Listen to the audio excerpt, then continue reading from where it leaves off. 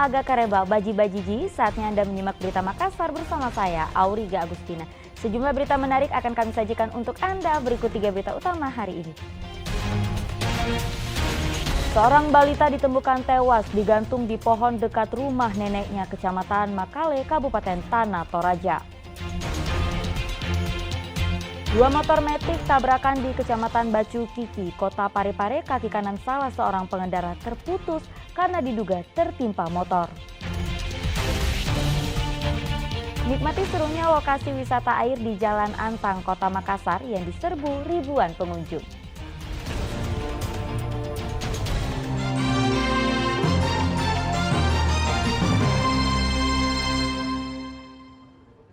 Kita awali berita Makassar dengan informasi kriminal.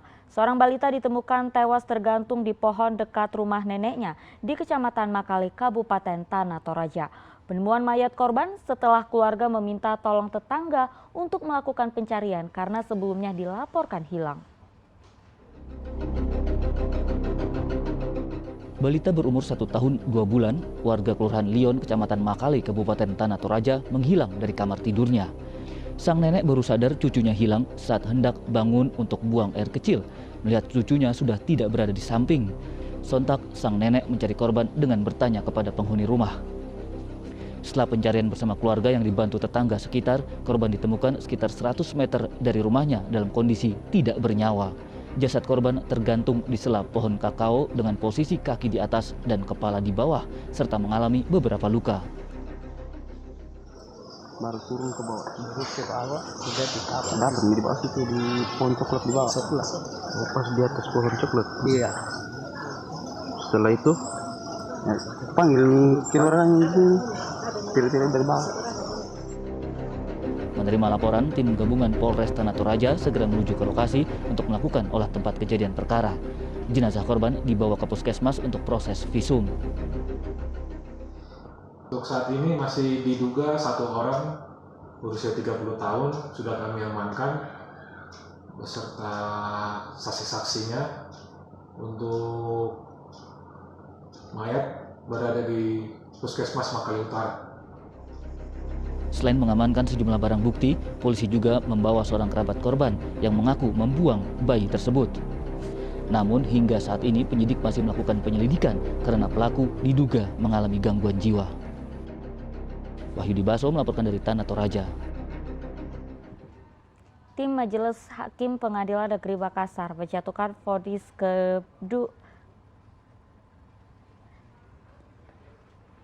Tim Majelis Hakim Pengadilan Negeri Makassar menjatuhkan vonis kepada 2 polisi yang terlibat pembunuhan pegawai honorer Dinas Perhubungan Makassar. Keduanya masing-masing berperan sebagai eksekutor dan fasilitator penyedia senjata api revolver. Perjalanan pencarian keadilan keluarga almarhum Najmudin Sewang berakhir. Pihak keluarga puas dengan vonis hukuman kedua eksekutor pembunuhan di Pengadilan Negeri Makassar dan tidak akan melakukan banding. Sidang putusan dalam kasus pembunuhan almarhum menghadirkan 2 terpidana yaitu Khairul Akmal dan Sulaiman. Keduanya merupakan personel aktif polisi yang berdinas di Polda Sulawesi Selatan. Khairul divonis 20 tahun penjara karena berperan sebagai eksekutor, sedangkan Sulaiman berperan sebagai fasilitator yang menyiapkan senjata api jenis revolver yang divonis 18 tahun penjara. Kedua terdakwa juga mengikuti jalannya persidangan melalui daring dari Rumah Tahanan Kelas 1 Makassar.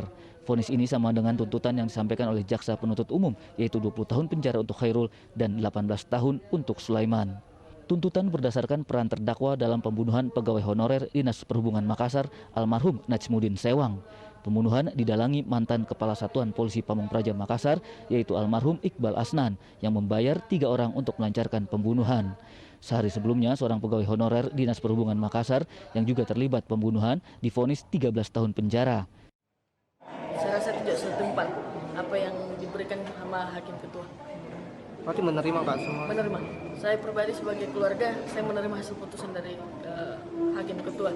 Dan kami tidak akan banding, termasuk keputusan asli, tidak akan banding. 4 terpidana terlibat pembunuhan, yaitu dalam pembunuhan Muhammad Iqbal Asnan yang dihapuskan perkaranya karena meninggal dalam masa penahanan, Asri yang berperan sebagai juru bayar bagi eksekutor Khairul Akmal, serta penyedia senjata api yaitu Sulaiman. Andi Muhammad Sardi melaporkan dari Kota Makassar.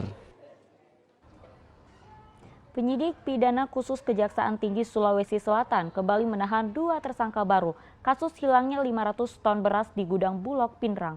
Keduanya melibatkan Kepala Kantor Cabang Pembantu Bulog Pinrang berinisial RW serta Kepala Gudang Bulog Lampa berinisial MI. Usai pemeriksaan maraton, penyidik pidana khusus Kejaksaan Tinggi Sulawesi Selatan kembali menahan 2 tersangka baru kasus hilangnya 500 ton beras dari gudang Bulog Pinrang. Keduanya adalah Kepala Kantor Cabang Pembantu Bulog Pinrang berinisial RW serta Kepala Gudang Bulog Lampa berinisial MI. Mereka ditahan di Lembaga Pemasyarakatan Kelas 1 Makassar selama 20 hari terhitung 2 Januari hingga 21 Januari 2023. Peran tersangka RW dan MI adalah mengeluarkan beras tidak sesuai prosedur. Peranan keduanya saling berkaitan.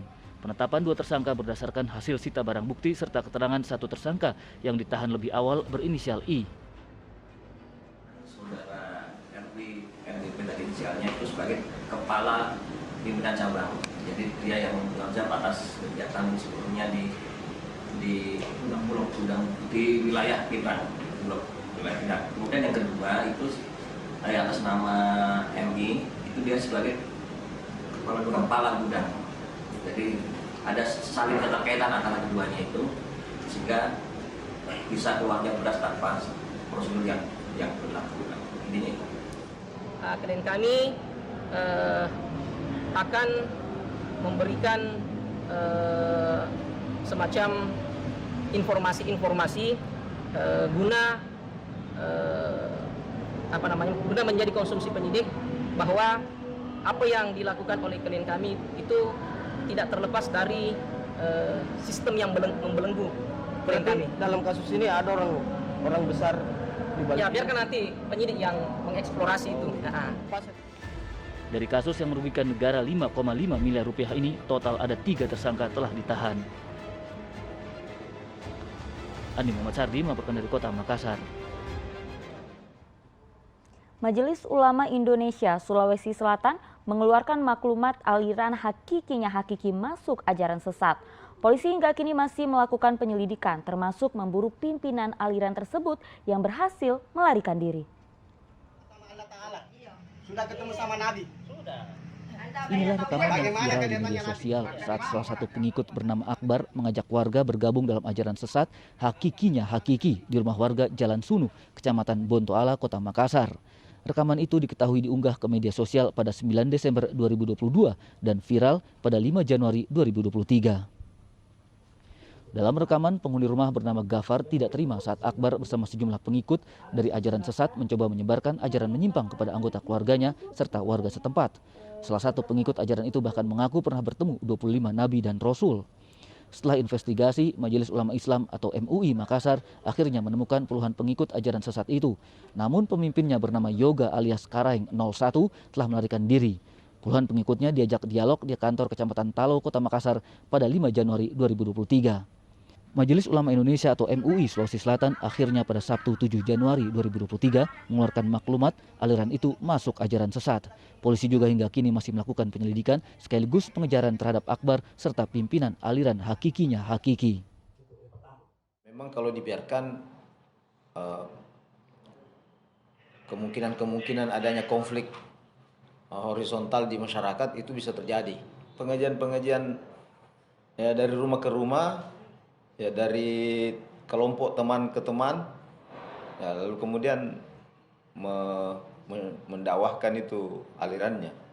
Kalau kita lihat ya hampir semua tokoh-tokoh aliran itu, kalau kita lihat secara psikologis memang perlu didampingi psikiater, perlu didampingi psikolog.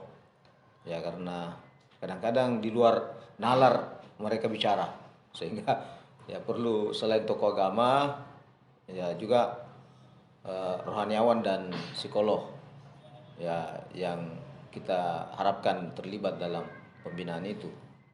Hingga kini lokasi aliran sesat masih diselidiki polisi karena terus berpindah. MUI juga akan melakukan dialog kembali dengan pengikut ajaran sesat. Andi Muhammad Sardi melaporkan dari Kota Makassar. Kita menuju informasi kecelakaan lalu lintas. Dua motor metik bertabrakan di Kecamatan Bacu Kiki, Kota Parepare. Kaki kanan salah seorang pengendara terputus karena diduga tertimpa motor. Tabrakan dua motor metik di Kelurahan Lompoe, Kecamatan Bacu Kiki, Kota Parepare terekam kamera warga. Akibat kecelakaan, kaki kanan salah seorang pengendara terputus, diduga tertimpa kendaraan. Kedua motor yang terlibat kecelakaan dibawa ke kantor Satuan Lalu Lintas Polres Parepare. Vario, Kabupaten KB ini bergerak dari arah utara ke selatan dan mendahului sebuah kendaraan mobil dengan melaju dengan kecepatan tinggi di jalan yang terdapat garis khas jalan yang tidak terputus, bertabrakan dengan sepeda motor Honda Scoopy Kabupaten KB warna hitam ini yang dikendarai oleh seorang perempuan. Berdasarkan data polisi, kecelakaan bermula saat motor metik yang dikendarai Iksan melaju kencang dari utara ke selatan mendahului mobil pick-up. Karena tidak mampu mengendalikan kendaraan, motor Iksan bertabrakan dengan motor metik dari arah berlawanan yang dikendarai Cahyani. Kedua korban mengalami luka sehingga perlu dirawat di rumah sakit. Suardi Gatang melaporkan dari Kota Parepare.